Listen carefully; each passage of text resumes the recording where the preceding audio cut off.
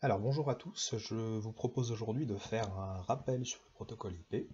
Euh, donc c'est un protocole que vous avez déjà vu en seconde en SNT et puis aussi en première en NSI.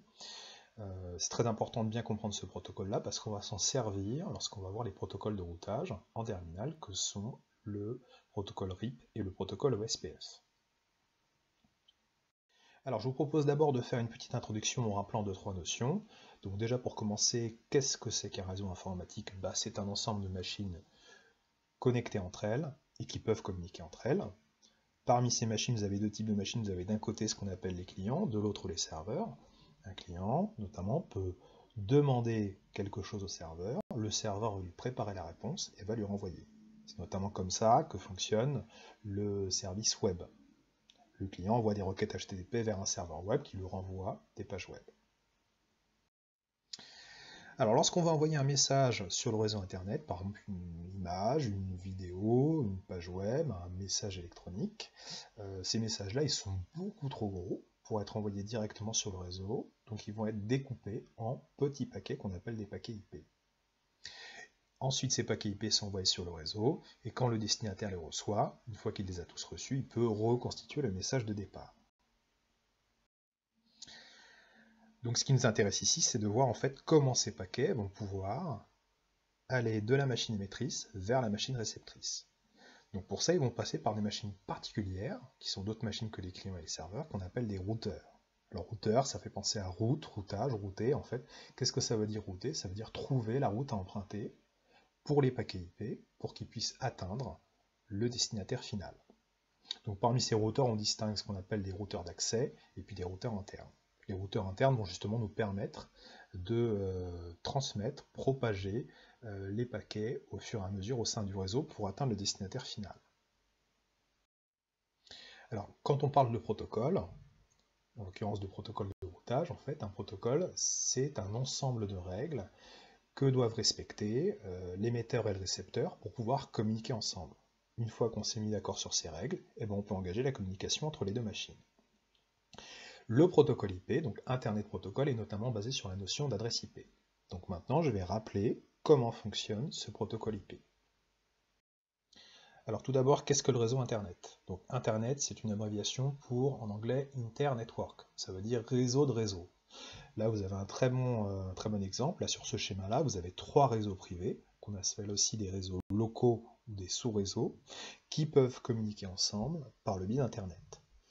Notamment, elles passent forcément par des machines particulières qu'on appelle des ISP, qui veut dire Internet Service Provider, en français fournisseur d'accès à Internet. Vous en connaissez quelques-uns, Free, Orange, SFR. Chez vous, vous avez une box, elle est reliée directement à l'ISP de votre fournisseur d'accès à Internet. Donc l'intérêt d'avoir un protocole commun,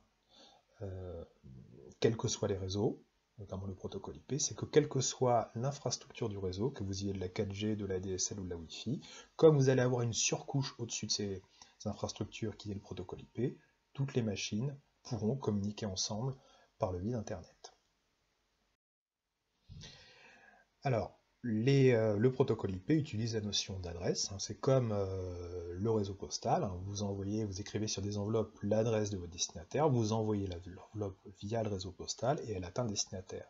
Et bien là, c'est pareil sur Internet, sauf que les adresses qu'on utilise, ce sont des adresses numériques. Alors, les adresses qu'on a utilisées à peu près jusqu'en 2011 et qu'on utilise encore à l'heure actuelle, c'est les adresses IPv4. Ces adresses numériques sont constituées de 4 nombres, chacun collé sur un octet. Ça veut dire que chaque nombre peut prendre 256 valeurs entre 0 et 255. Par exemple, si je recherche sur Internet l'adresse IP du site www.education.gouv.fr, je vais récupérer l'adresse IP numérique 152.199.21.182. Donc en fait, je vous rappelle aussi au passage qu'on peut faire la correspondance entre une adresse en toutes lettres qu'on qualifie ici de symbolique, www.education.gouv.fr, et l'adresse numérique IP. Ça, c'est le rôle du serveur DNS. Alors comme le nombre d'adresses IP V4, vous n'avez que 4 octets, est limité, notamment un octet ça fait 256 possibilités, vous avez 4 octets donc ça fait 256 à la puissance 4, ce qui fait un peu plus de 4 milliards. En fait, qu'est-ce qui s'est passé en 2011? On a atteint le nombre maximal d'adresses qui étaient autorisées par ce protocole. Il a donc fallu augmenter la taille des adresses, et c'est la raison pour laquelle on est passé à une nouvelle version du protocole IP qui s'appelle la version IPv6. Alors cette fois-ci, dans le protocole IPv6, les adresses, elles sont codées sur 16 octets, ce qui nous laisse plus de 10 puissance 38 adresses différentes. Donc là, on va être tranquille pour très longtemps, et on n'aura pas de problème de saturation des adresses.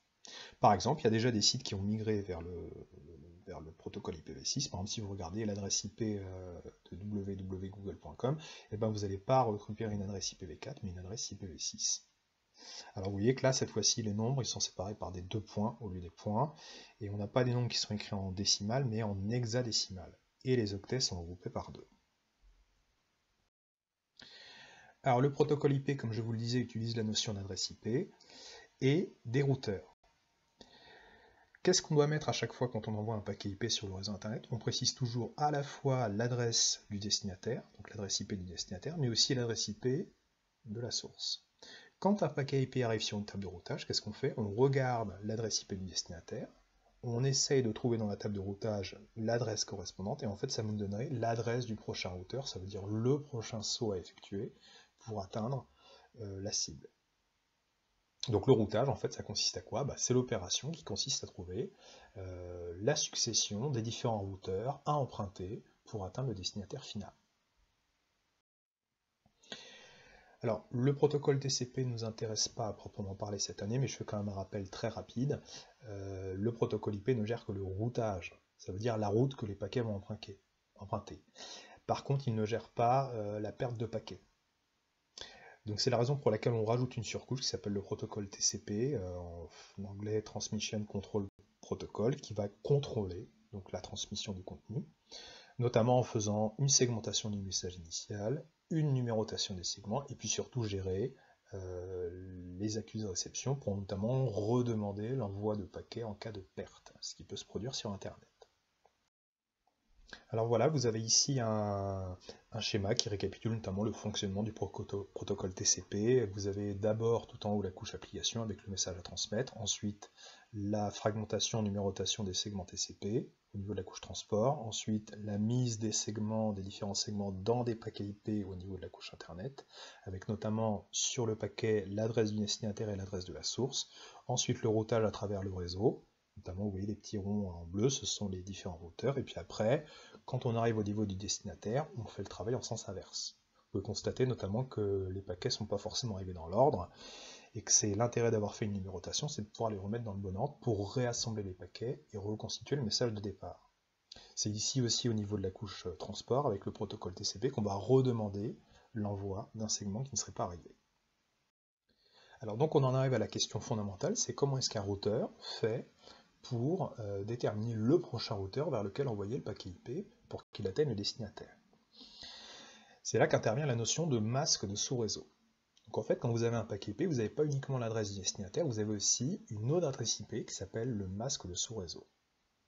Alors déjà, première remarque, dans une table de routage, on ne va pas stocker l'ensemble des adresses Internet de tout le réseau. Ce ne serait pas envisageable, ça fait des tables trop longues, et puis après, ce serait trop long à parcourir. Et puis en plus, comme vous avez des adresses IP qui sont regroupées au sein d'un même réseau, finalement, au lieu de retenir l'adresse IP de chaque destinataire, on pourrait retenir uniquement les adresses IP des réseaux, ce qui permettrait d'avoir des tables qui soient beaucoup plus courtes. Alors comment est-ce qu'on fait la correspondance justement entre l'adresse du destinataire, donc d'une seule machine, et l'adresse du réseau auquel appartient cette machine? Alors, qu'est-ce que c'est qu'un masque de sous-réseau? C'est une adresse IP aussi, donc constituée de 4 octets, 4 nombres. Sauf qu'en fait, cette adresse, si on la traduit en binaire, elle a une particularité, une spécificité. Elle est constituée d'abord d'une succession de 1 et ensuite d'une succession de 0.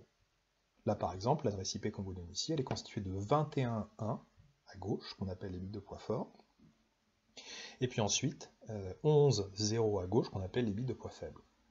Donc quand on donne l'adresse d'un réseau, on ne donne pas uniquement son adresse réseau, son adresse IP, donc 192.168.128.0, on précise aussi l'adresse du masque, donc 255.255.248.0.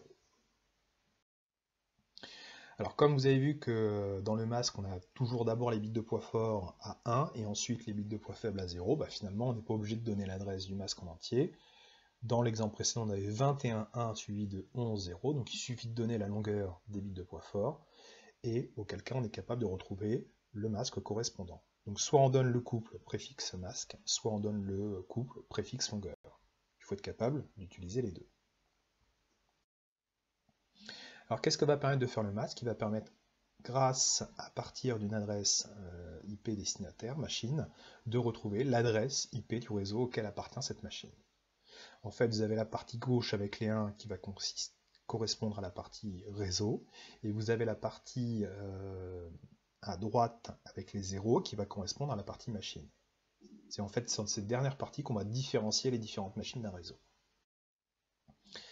Alors par exemple, supposons qu'on obtienne, sur un routeur, vous avez un paquet IP avec l'adresse destinataire 192.168.129.0 qui arrive, avec comme masque 255.255.248.0.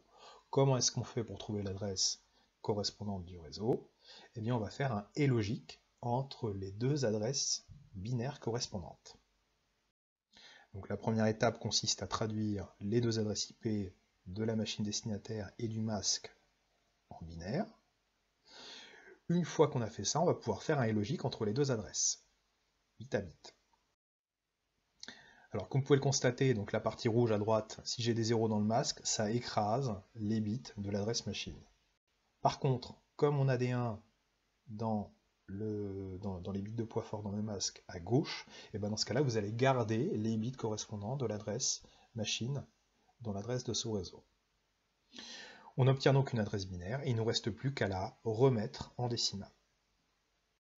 Et on obtient cette fois-ci 192.168.128.0. Ce qui veut dire que l'adresse machine 192.168.129.0, elle appartient au réseau 192.168.128.0.